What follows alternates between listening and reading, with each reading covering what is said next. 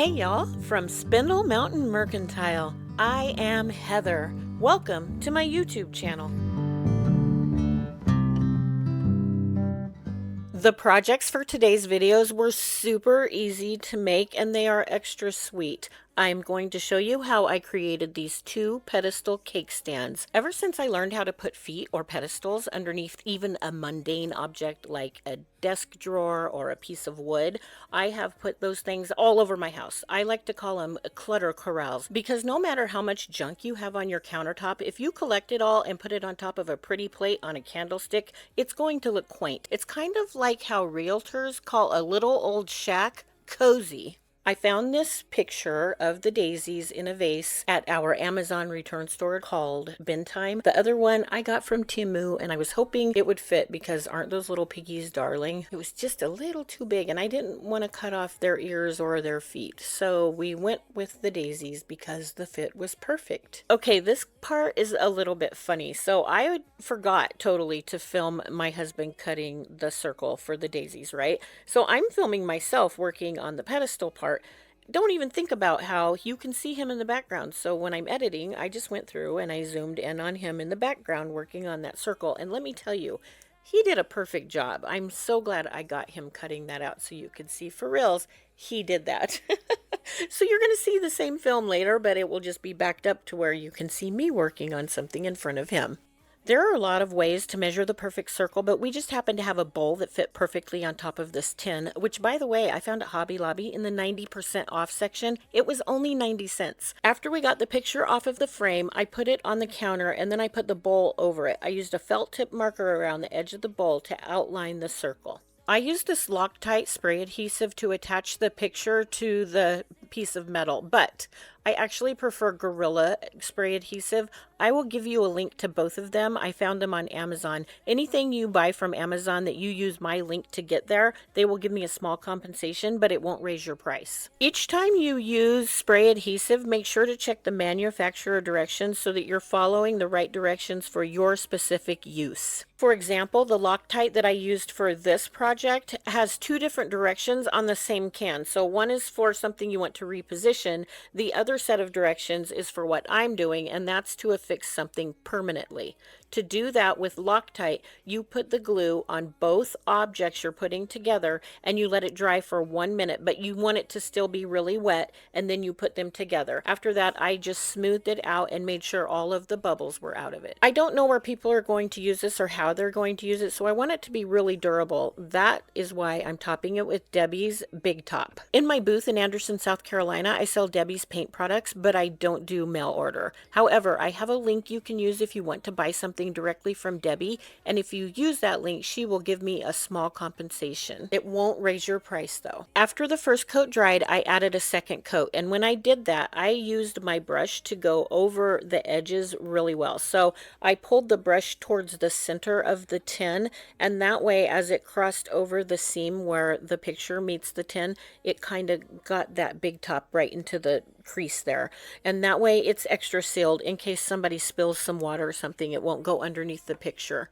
And then I wiped it with a clean towel, and you want to make sure you wipe your big top while it's wet because this stuff is really super hard when it's dry, and you won't be able to get it off very easily if you don't wipe it when it's wet. For those of you who don't have the crazy mad skills my sweet husband has for cutting the perfect circle, you might get a little bit of a wonky edge and you want to cover that up. So you can use different things. You can use ribbon or you can use twine. The problem with those though is that over time they're going to look dirty, and if something gets spilt on them, then they're going to be ruined. So I thought instead somebody could use something like grapevine and you could just use a regular glue gun to attach it. So I didn't do that because I have this husband with mad crazy skills, but you could do that if you want to. The top of this lamp base has this part that's a little bit elevated from the rest of it, so I wanted to make that one big flat area, and the only way I could think to do that was to use this foam double-sided tape. It's like for picture mounting, and they sell it at lots of different places. I think I got mine at Family Dollar, but you can get it at Dollar Tree. Everybody has it. I just put it all the way around the top of the base.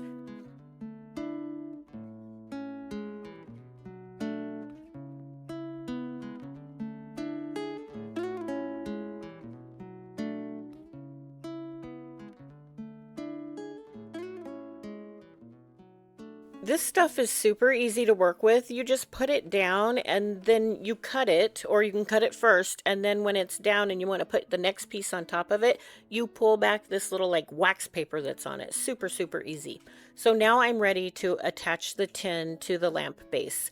This is what I like to use. It's JB Weld Clear Weld, but I didn't have any on hand. So I'm using a Gorilla brand, and they are both 2-part epoxies and they both work really well. But the JB Weld costs so much less. I buy it in great big bottles that are not connected, and it's about $21. I will leave you a link for that. Now, when you use the double part syringe, you want to make sure after you're done, you pull it back, straight back. You got to get those things cleaned out all the way. You don't want those two sides mixing, because that will make each side harden and you can never ever use it again. One thing I do like about using this double syringe, you can see me messing with the cap right there. The cap has a little slot so it only fits one way, because even if you get the wrong cap on the wrong part of your 2-part epoxy, it's going to ruin it. It takes just a tiny part to make the other part get hard.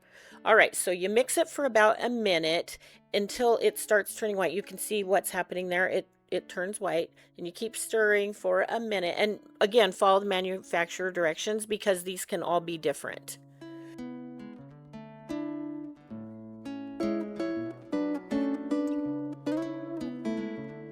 Using a popsicle stick to stir the 2-part epoxy and to apply it is a really good idea, because that flat surface works great, but I didn't have any nearby. I just used the end of a paintbrush, and I'm only putting it on that part that's elevated. I didn't get any on the foam. For one thing, glue often melts foam. I don't want that.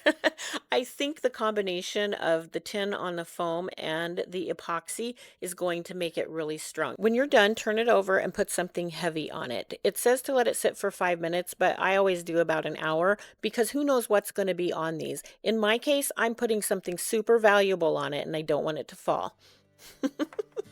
Oh, how cute is that?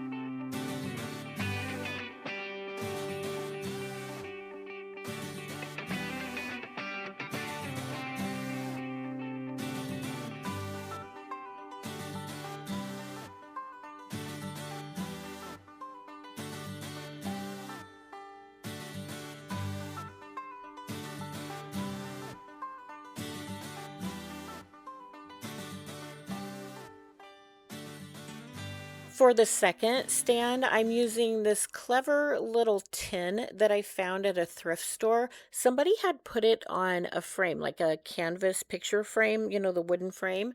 And I just love it. I can't remember how much I paid for it. Maybe you can see the price tag there. I cannot, but it was cheap.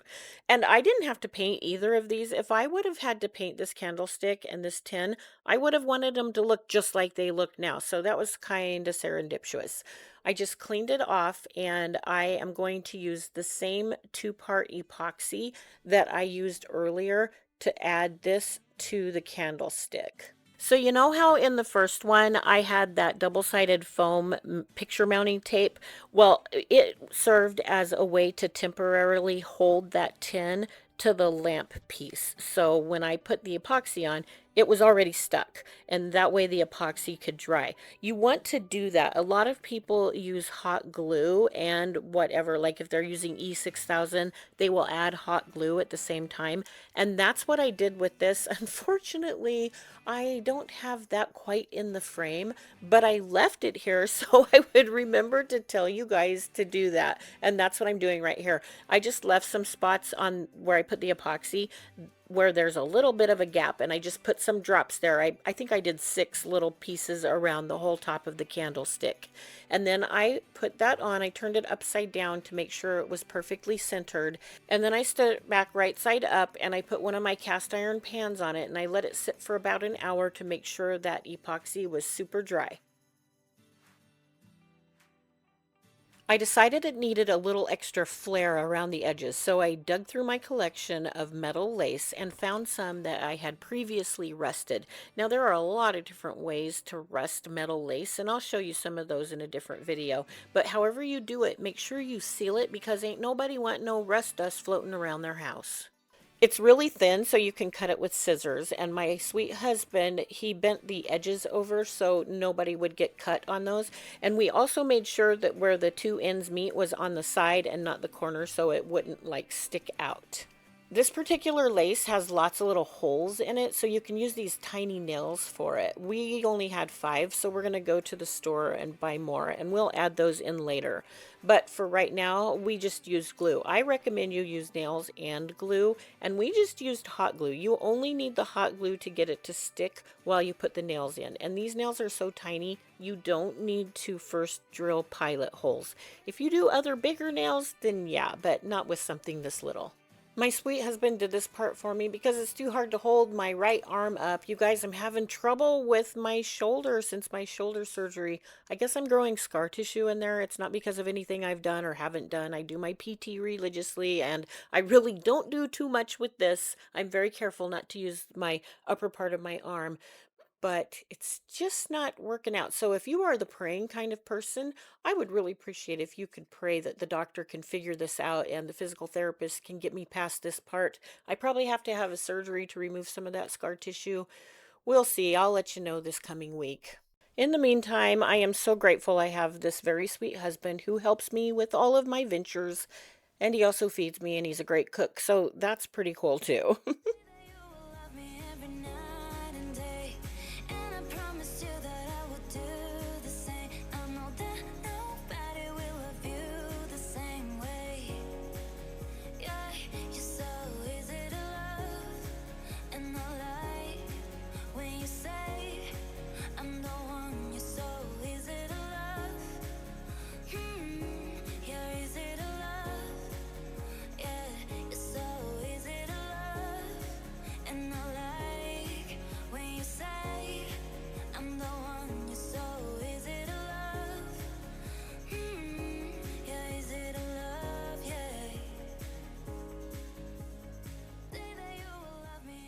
So how is that for teamwork? I'm editing this now and I just think, okay, that's pretty cool. I am really blessed. Now, one thing about having him help me, he gives me a lot of pointers, and this is not a bad thing. This is a good thing. One thing he said is that might be top heavy. This is one of the ones we made before, and we epoxied a stoneware plate to the bottom of it. You could use a board and nail it in if you're using like a wooden candlestick, but this worked really good for that one. So that's an idea. I don't think we'll have anything on this that's too top heavy, so I'm probably going to leave it this way, but look how pretty it turned out, y'all.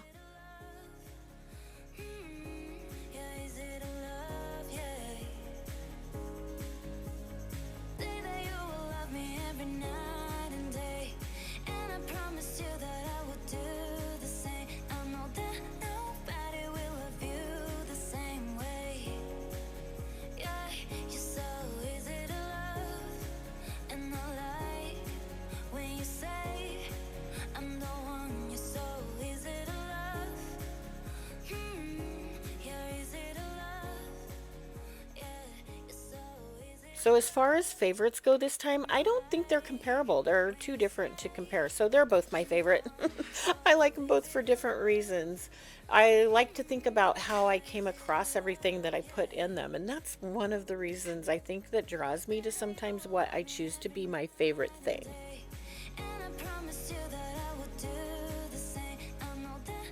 I just want to thank y'all for joining me again this week. If you have a chance and you liked my video, go ahead and give it a thumbs up, would you please? And don't forget to subscribe to my channel and hit that notification bell so you won't miss out on the fun. I hope that until you see me next time, y'all have a wonderful week. And as always, I hope you are blessed. Bye.